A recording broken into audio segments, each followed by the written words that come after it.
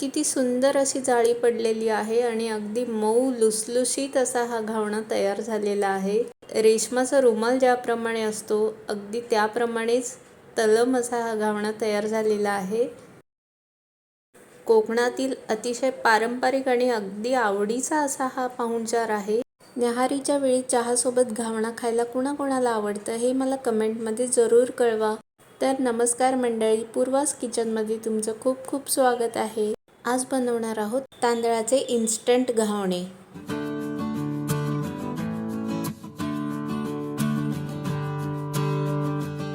तांदूळ धुवून भिजवण्याची कोणतीही खटपट न करता आज आपण तांदळाचे इन्स्टंट असे घावणे करणार आहोत. त्यासाठी मी इथे 2.5 वाट्या तांदळाचं पीठ घेतलेलं आहे. तांदळाचं पीठ मी DMartमधलं घेतलेलं आहे. हे कुठलंही घावण्याचं पीठ वगैरे नाही. मी नेहमी याच पीठापासून घावणे तयार करत असते. DMartमधलं पीठ घावणे बनवण्यासाठी अतिशय उत्तम आहे असा माझा अनुभव आहे. फक्त एक काळजी घ्यायची की घावणे करण्यासाठी आपण जे पीठ वापरणार आहोत ते पीठ आपण फार जुनं वापरायचं नाही, कारण जुनं झालेल्या पिठाचे घावणे चांगले येत नाहीत. ज्या वाटीने आपण तांदूळाचं पीठ मोजलेलं आहे त्याच वाटीने आपल्याला पिठाच्या दुप्पट प्रमाणात पाणी मिसळायचं आहे. हे पहा, याप्रमाणे अगदी पातळ ताकासारखं आपल्याला हे मिश्रण तयार करून घ्यायचं आहे. तुम्ही पाहू शकता अगदी पातळ असं हे बॅटर असतं. एकदा पातळ असं हे मिश्रण तयार करून घेतलं की त्यात चवीनुसार मीठ घालून मिसळून घ्यायचं. यात फक्त मीठच घालायचं आहे, बाकी कुठलेही मसाले यात घातले जात नाहीत. पण आवडीप्रमाणे तुम्ही यात कोथिंबीर किंवा किसलेलं गाजर वगैरे भाज्या घालू शकता. आता हे घावणे मी भिड्यामध्ये करणार आहे, कारण पारंपरिक पद्धतीमध्ये भिड्यामध्येच हे घावणे केले जातात. जर तुमच्याकडे भिडं नसेल तर तुम्ही नॉनस्टिक पॅनमध्ये सुद्धा हे घावणे करू शकता. भिडं गरम व्हायला ठेवलेलं आहे, तोपर्यंत आपण हे भिडं घावणे घालण्यासाठी तयार करून घेऊ.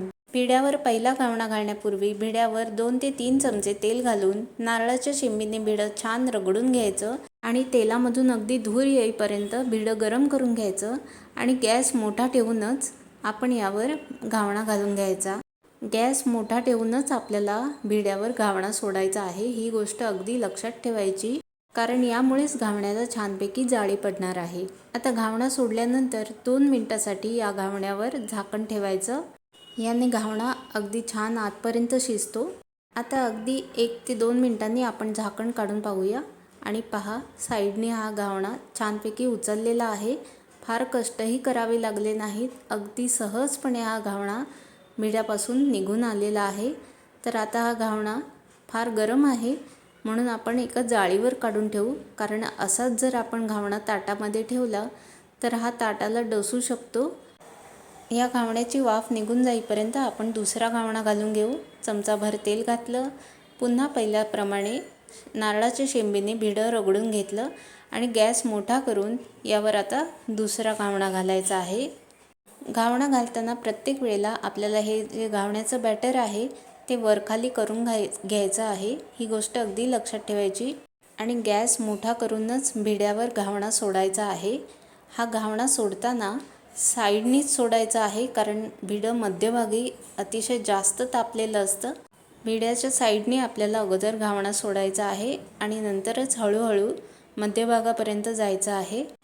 या दुसऱ्या घावण्यावर आपण झाकण ठेवून थोडा वेळ शिजू देऊ.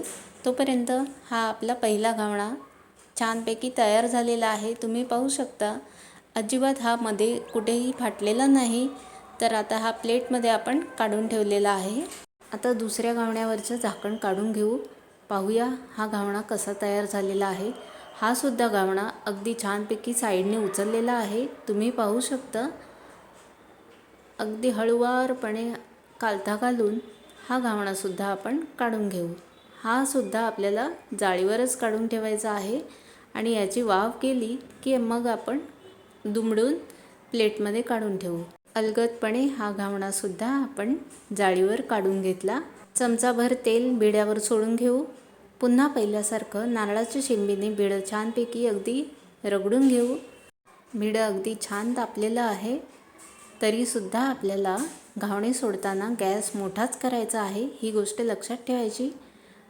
पुन्हा पहिल्यासारखं बॅटर आपण वर खाली करून घेतलं आणि घावणा साईडने आपण सोडून घेतला. घावणा शिजण्यासाठी भिड्यावर झाकण ठेवू.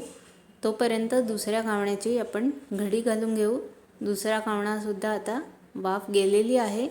छानपैकी हा अख्खाच्या अख्खा निघून आलेला आहे. तुम्ही पाहू शकता की याला किती सुंदर अशी जाळी पडत आहे आणि अगदी मुलायम असे हे घावणे तयार होतात. तुम्हीसुद्धा करून पहा, तुम्हाला नक्की आवडतील. तिसऱ्या घावण्यावरचं सुद्धा आता आपण झाकण काढून पाहू. हा घावणासुद्धा तुम्ही पाहू शकता बिड्याच्या कडेकडेने अगदी छान सुटलेला आहे. आपल्याला अजिबात कालथ्याच्या मदतीने आपल्याला घावणा सोडवायला लागत नाही आहे. सहजपणे हा घावणा तयार होतो आणि घावण्याला छान अशी जाळी पडते. बिड्यावरचा घावणा जाळीवर काढून ठेवला की पूर्वी घातलेल्या घावण्याची घडी घालून घ्यायची आणि अशाच प्रकारे घावणे तयार करून घ्यायचे. तर अशाच पद्धतीने मी सर्व घावणे तयार करून घेते. 2.5 वाट्या तांदूळाचं पीठ घेतलं होतं आणि तांदूळाच्या पिठाच्या म्हणजेच 5 वाट्या पाणी घालून हे आपण बॅटर तयार केलेलं आहे. तर या एवढ्या साहित्यामध्ये 8 मध्यम आकाराचे घावणे तयार होतात. तुम्ही तुमच्या आवश्यकतेनुसार पीठ जास्त किंवा कमी करून घावणे तयार करून घेऊ शकता. तर अशा प्रकारे हे घावणे एक एक करून मी तयार करून घेते. या घावण्यांसोबत खायला तुम्ही नारळाचा रस बनवू शकता किंवा हिरवी चटणी बनवू शकता. एखाद्या कडधान्याच्या उसळीसोबत सुद्धा हे घावणे अगदीच चविष्ट असे लागतात. अजून एक महत्त्वाची गोष्ट सांगायची राहिली ती म्हणजे घावणे एकाच बाजूनी शेकवले जातात. काही लोक दोन्ही बाजूंनी शेकवतात, परंतु अशा पद्धतीने जर घावणे तुम्ही व्यवस्थित शेकवून घेतले तर दोन्ही बाजूंनी शेकवायची काही गरज नसते. हे घावणे अजिबात चिकट होत नाहीत आणि मुख्य म्हणजे तांदूळ वगैरे भिजवण्याची अजिबात यात खटपट नाही. अगदी झटपट आपलं पीठ घेतलं आणि पाण्यामध्ये कालवून घावणे तयार केले. इतकं सोपं आहे. तर तुम्हीसुद्धा अशा पद्धतीचे घावणे तयार करा आणि कसे झाले हे मला कमेंटमध्ये जरूर कळवा.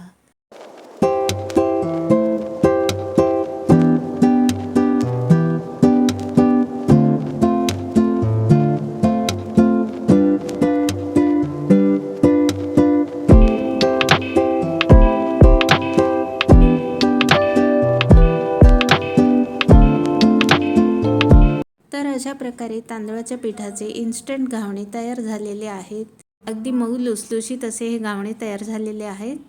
मी प्रत्येक घावणा तुम्हाला उघडून दाखवते. किती मऊ लुसलुशीत असे हे घावणे तयार झालेले आहेत. तुम्ही पाहू शकता कुठेही हे फाटलेले नाहीत किंवा करपलेले नाहीत. अगदी 10 मिनिटात तयार होणारा हा झटपट पोटभरीचा असा हा पदार्थ आहे. सकाळच्या घाईच्या वेळेतसुद्धा तुम्ही हे घावणे तयार करू शकता. फक्त पीठ पाण्यात कालवा आणि भिडं चांगलं तापवून घ्या की आपले झटपट घावणे तयार. शिवाय यामध्ये तेलकट तळकट काहीही नाही, त्यामुळे अगदी हेल्दी असा ब्रेकफास्ट आहे. टिफिनला सुद्धा तुम्ही देऊ शकता. तर तुम्हीसुद्धा हे इन्स्टंट घावणे बनवा आणि कसे झाले होते हे मला जरूर कळवा.